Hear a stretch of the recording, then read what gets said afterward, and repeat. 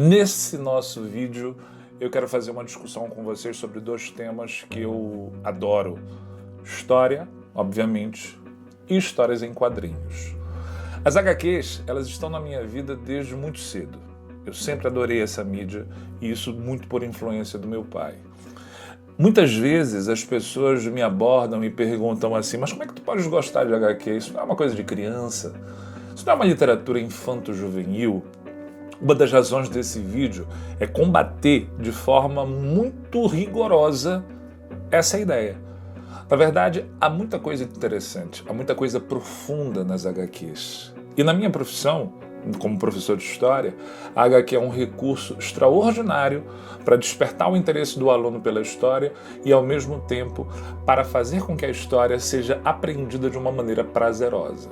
Eu quero propor nesse vídeo um exercício, analisar uma história em quadrinho à luz do olhar do historiador, ou analisar a história à luz do olhar de um escritor de quadrinhos. A obra escolhida para esse exercício é 300 de Esparta, de Frank Miller. Se você conhece um pouco da história dos quadrinhos americanos, talvez você esteja se perguntando por que o Marx escolheu o Frank Miller para fazer essa abordagem. O Frank Miller é um autor controverso, é um autor que muitos amam, muitos odeiam. Aqueles que odeiam dizem ele é um extrema-direitista, conservador, reacionário e, no limite, um fascista. Ele já foi cancelado por muitos leitores e até mesmo por alguns eventos.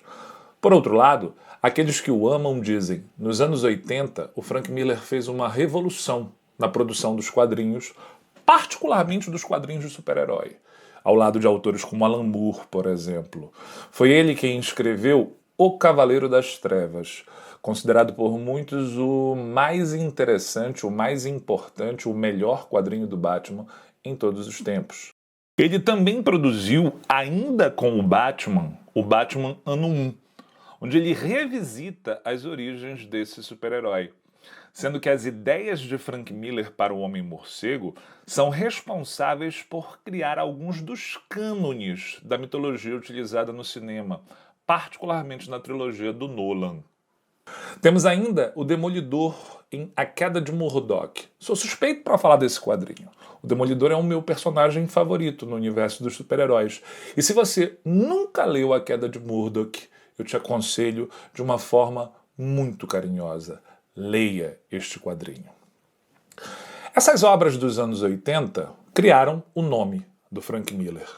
Mas é do final dos anos 90 que vai surgir 300 de Esparta, o tema desse vídeo de hoje. Qual é a temática? Do que aborda? Do que fala os 300 de Esparta? Basicamente, a ação da HQ se passa em 3 dias. Na HQ, nós vemos um exército espartano, mais especificamente a guarda real do rei Leônidas, composta por 300 homens, daí o porquê 300 de Esparta, marchando em direção ao norte da Grécia, para uma região conhecida como o Estreito das Termópilas, que pode ser traduzida como os Portões de Fogo.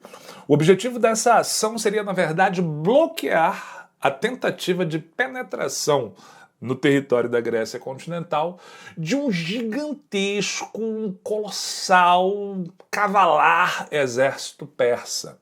Este exército que tem à sua frente o rei-deus Xerxes. Feita a sinopse, vamos começar a fazer os cortes que um historiador precisa fazer nessa obra. Primeiro corte. O que são as guerras médicas ou guerras greco-pérsicas que vão levar o exército de Xerxes até a Grécia continental? O Império Persa foi um dos maiores impérios da antiguidade. Muito pouco estudado no âmbito do ensino médio brasileiro. Este Império Persa ele vai surgir a partir da unificação dos povos do Planalto do Irã por um soberano chamado Ciro II, também conhecido como Ciro o Grande. Esse Planalto do Irã era uma região pluriétnica, que trazia, portanto, várias etnias. Uma dessas etnias eram os Medos, que acabaram sendo incorporados ao Império Persa. Para os gregos, todo mundo que vivia no Planalto do Irã era mais ou menos a mesma coisa, uma visão absolutamente etnocêntrica dos gregos. Sendo assim, eles muitas vezes chamavam os persas de medos, daí vem a ideia das guerras médicas. É muito importante você perceber que lá pelo finalzinho do século VI a.C., esse Império Persa iniciou uma ampla expansão tanto para leste quanto para oeste.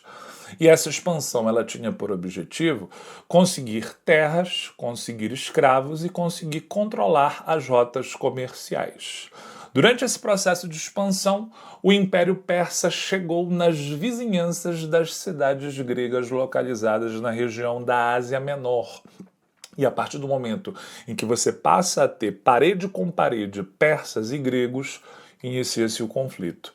No ano de 494 a.C., a cidade de Mileto lidera uma grande revolta com as cidades gregas da Ásia Menor contra a dominação persa, inclusive contando com o apoio dos atenienses. Deu em nada, os persas acabaram controlando a região da Ásia Menor, e quando Dário I, um dos herdeiros de Ciro, assume o poder entre os persas, ele decide se vingar de Atenas e avança com as forças persas até a Grécia continental. Eles são derrotados, especialmente numa batalha histórica, que talvez você já tenha ouvido falar, que é uma batalha conhecida como Batalha de Maratona. É nessa Batalha de Maratona que, após os gregos conseguirem derrotar os persas, um mensageiro é enviado de Maratona até Atenas. Há uma distância aqui de 42 quilômetros. Dizem que ele correu e correu e correu tanto que quando ele chegou em Atenas ele teria dito "vencemos!" e caiu morto. A partir de então, para celebrar a memória deste heróico mensageiro, nós passamos a ter uma prova que disputa 42 quilômetros numa competição de corrida, cujo nome é maratona. 10 anos depois, 10 anos da Batalha de Maratona, já com os persas liderados por Xerxes, e aí nós entramos finalmente no tema da história de 300 de Esparta, os persas tentam uma nova investida contra a Grécia continental. Só que dessa vez, meus amigos, com um exército infinitamente maior do que o primeiro. Os textos de Heródoto, considerado por muitos o pai da história, eu acho esse termo discutível, o Heródoto dizia que são tantos guerreiros persas marchando que o chão treme como se fosse um terremoto. São tantas flechas atiradas pelo exército de Xerxes que o sol é eclipsado por elas. Isso está no Heródoto. E se você já leu os 300 de Esparta, você vai notar que essas imagens foram absorvidas pelo Frank Miller, estão no roteiro da história, estão na boca dos personagens, o que nos indica que o Frank Miller fez o dever de casa, que ele leu o Heródoto, que ele buscou as fontes históricas para poder escrever a sua obra. Particularmente, essa Batalha das Termópilas é um evento muito interessante. Todos esperavam que os espartanos liderassem uma coligação das cidades gregas contra os persas. Se você é meu aluno, ou se você fez uma boa aula de história antiga, você sabe que não havia unidade política na Grécia. A Grécia era constituída por várias cidades-estados que eram independentes do ponto de vista administrativo, legislativo, militar. Tanto que naquela primeira investida dos persas, que culminou com a Batalha de Maratona, os espartanos não participaram. Os espartanos não tomaram partido. Há um fragmento, este fragmento que você está observando agora na sua tela, há um personagem bem interessante chamado Dílios. Esse personagem, de alguma forma, ele faz às vezes de um rapsodo, de um bardo que narra os feitos pretéritos dos espartanos. Ele será o grande responsável, inclusive, por guardar a memória da Batalha das Termópilas. Na cena, o Dílios fala sobre a Batalha de Maratona e os espartanos, de alguma forma, tiram um sarro dessa batalha, dizendo: se esses soldados cidadãos afetados atenienses conseguiram colocar os persas para correr, o que esperar de nós, que somos guerreiros muito superiores? Sabemos que os espartanos, em número menor, conseguem suportar por 3 dias, mas acabam sucumbindo. Não poderia ser diferente. A disparidade era muito grande. Apesar disso, a Batalha das Termópilas ela tem um papel de conseguir criar uma espécie de um senso de unidade temporária entre as cidades gregas, que unidas conseguem expulsar os persas em 2 batalhas importantes, a Batalha de Salaminas e a Batalha de Plateias, que eu não vou me demorar muito sobre elas porque não é o foco desse vídeo. Podemos agora fazer o nosso segundo recorte. O segundo recorte fala especificamente sobre a educação espartana, sobre a formação deste cidadão guerreiro.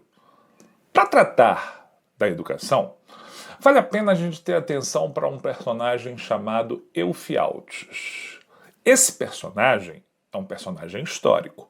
E assim como na trama do Miller, é o grande traidor da Batalha das Termópilas.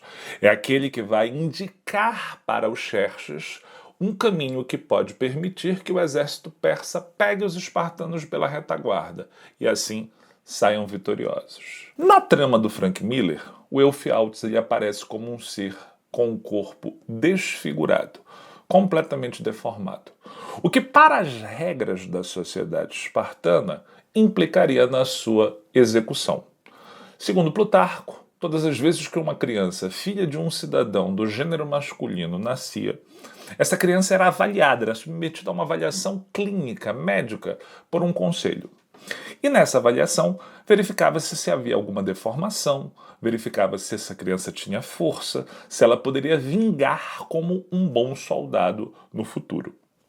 Caso a resposta fosse negativa, essa criança seria atirada de um desfiladeiro, atirada de um penhasco. Essa prática de infanticídio revela um traço da eugenia dos cidadãos guerreiros espartanos. Segundo Miller, Eufialtes teria sido salvo desse destino pelo seu pai e teria crescido afastado da cidade. Na trama, ele muitas vezes aparece usando a indumentária do guerreiro espartano que tinha sido de seu pai. Ele cresce sonhando em ser um guerreiro espartano. E ele chega mesmo a pedir para Leônidas para lutar ao lado deles contra os persas, ao que ele é rejeitado, porque ele não consegue erguer o escudo para formar a falange hoplita. Isso cria nesse personagem uma frustração tão grande que ele acaba se oferecendo para trair Esparta junto a Xerxes. Ainda pensando em Plutarco, a educação do guerreiro espartano ela é uma educação que começa muito cedo. Aos 7 anos de idade, ele é entregue aos cuidados do Estado para que ele possa enrijecer seu corpo e sua mente. Existe um episódio, logo no começo da história, que é o episódio do lobo. Nesse episódio, um jovem Leônidas enfrenta, basicamente com um cajado afiado para servir de lança, um gigantesco lobo de olhos vermelhos.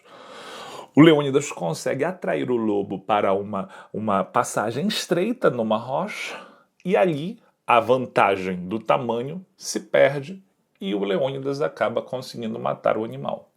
É curioso que isso já é uma metáfora para a Batalha das Termópilas. Afinal de contas, do mesmo modo, menores, os espartanos conseguem atrair os persas para uma passagem estreita e ali a disparidade numérica perde um pouco da sua eficácia.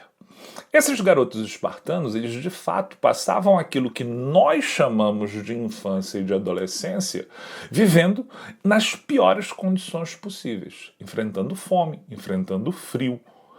E mesmo assim, muitos desses garotos conseguiam atingir a idade adulta.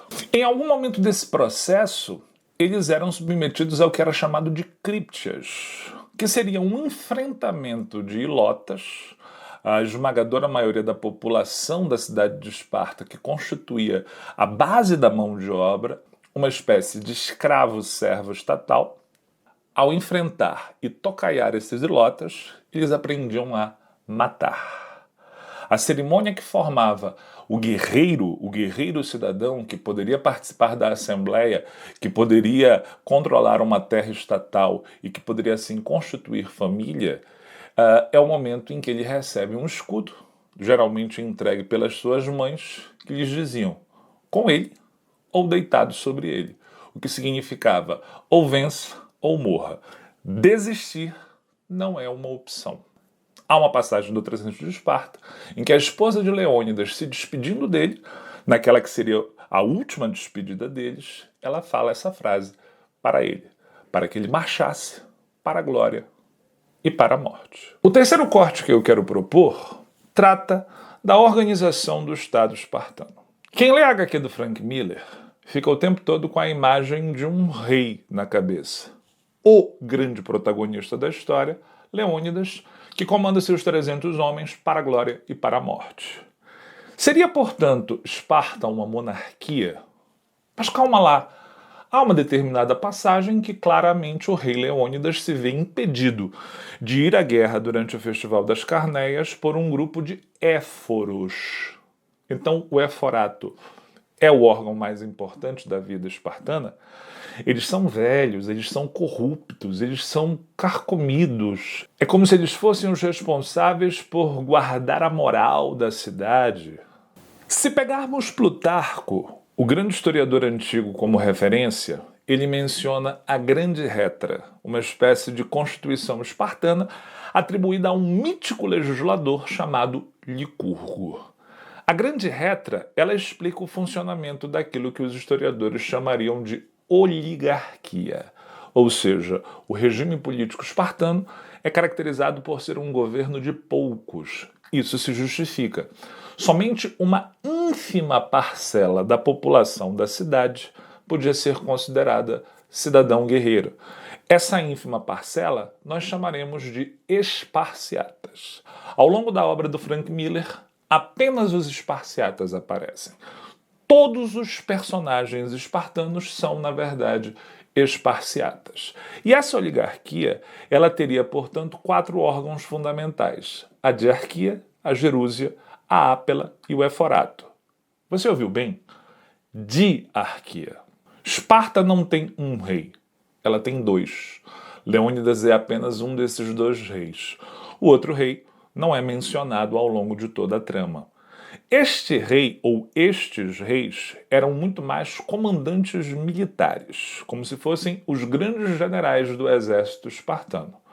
Eles, juntamente com 28 anciãos, era considerado ancião quem tinha mais de 60 anos e que, portanto, já tinha se afastado da atividade militar, que poderia pleitear um cargo na Gerúsia, nesse conselho de anciãos, para um mandato vitalício. Portanto, era preciso que um geronte morresse para que outro fosse escolhido. Eles eram responsáveis por preparar e apresentar as leis para a Assembleia Popular de Esparta, a Ápela. Diferente da Assembleia Popular de Atenas, a Eclésia, onde funcionava um debate contraditório que era a base do regime democrático ateniense, a Assembleia de Esparta era muito mais um órgão consultivo, que passivamente votava as decisões sem discutir. Eu deixei para o fim o éforato, o Conselho dos Éforos, que sim, de fato, era o mais importante órgão político da oligarquia espartana. Porém, diferente do que foi apresentado em 300 de Esparta, os éforos não eram anciãos, necessariamente. Os éforos, na verdade, eram um órgão que era eleito e renovado anualmente, portanto, havendo uma transitoriedade no cargo. Uma das funções dos éforos era justamente fiscalizar a atuação dos outros órgãos, tendo, sim, a possibilidade de restringir a ação do rei. Neste ponto, o Frank Miller se afastou um pouco da historiografia, distorcendo um pouco as características políticas da cidade. O quarto e último corte deste vídeo passa pela análise da postura político-ideológica de Frank Miller dentro de 300 de Esparta. Todos os analistas da obra do Miller entendem que o ponto de virada da carreira dele no que diz respeito a essas posições mais polêmicas e reacionárias veio com os atentados terroristas do 11 de setembro. O Frank Miller, como um morador de Nova York, sentiu duramente o impacto do desabamento das Torres Gêmeas e, a partir daquele momento, começou a elevar o tom da sua posição política anti-islã. Muitas vezes o Miller chega mesmo a ser acusado de islamofobia, como, por exemplo, quando ele lançou este quadrinho chamado Holy Terror, Como 300 é uma obra do final dos anos 90, é uma obra anterior a este ciclo. Entretanto, muitas vezes já se consegue perceber alguns prenúncios desta posição. 300 é apresentado como uma batalha entre o Ocidente e o Oriente, onde, de um lado, existe uma civilização ocidental, o berço da civilização ocidental, segundo as percepções mais conservadoras, que defende a justiça, que defende a liberdade, que defende a democracia. Do outro lado, nós temos um exército de fanáticos, que seguem uma criatura que se apresenta como um rei-deus. Essa visão preconceituosa com o Oriente é uma visão que, na verdade, estava presente entre os próprios gregos. O termo bárbaro, que significa o outro, o não civilizado, o que não possui os mesmos costumes e a mesma cultura que eu, foi um termo cunhado pelos gregos. O próprio Heródoto, ao fazer referência aos costumes dos persas, os aponta como uma espécie de bárbaro. O mais contraditório em Frank Miller é que talvez ele não tenha percebido que os próprios espartanos estavam muito distantes de serem democratas, defensores da liberdade, defensores da justiça. Mesmo quando você avança para o universo ateniense, somente uma pequena fatia da população ateniense era considerada cidadã da democracia, excluindo mulheres, excluindo os escravizados, excluindo os estrangeiros. Tomando de empréstimo uma ideia do grande historiador Mark Bloch, toda história é uma história do seu tempo. Todo historiador, ao escrever sobre o passado, sempre deixa transparecer um pouco das ideias da sua própria época. Frank Miller não é um historiador de formação, mas é inegável que ele fez uma bela pesquisa para escrever a sua história das Termópilas. Ali você consegue sentir um pouco do filtro de Heródoto, um pouco do filtro de Plutarco, mas também muito do filtro da época de Frank Miller. O momento em que esse grande autor já estava muito próximo de iniciar a transição para uma segunda etapa da sua carreira, não necessariamente por sua vontade, mas o embrião já está presente em 300. A dicotomia Oriente e Ocidente é viva. A ideia da civilização contra a barbárie também.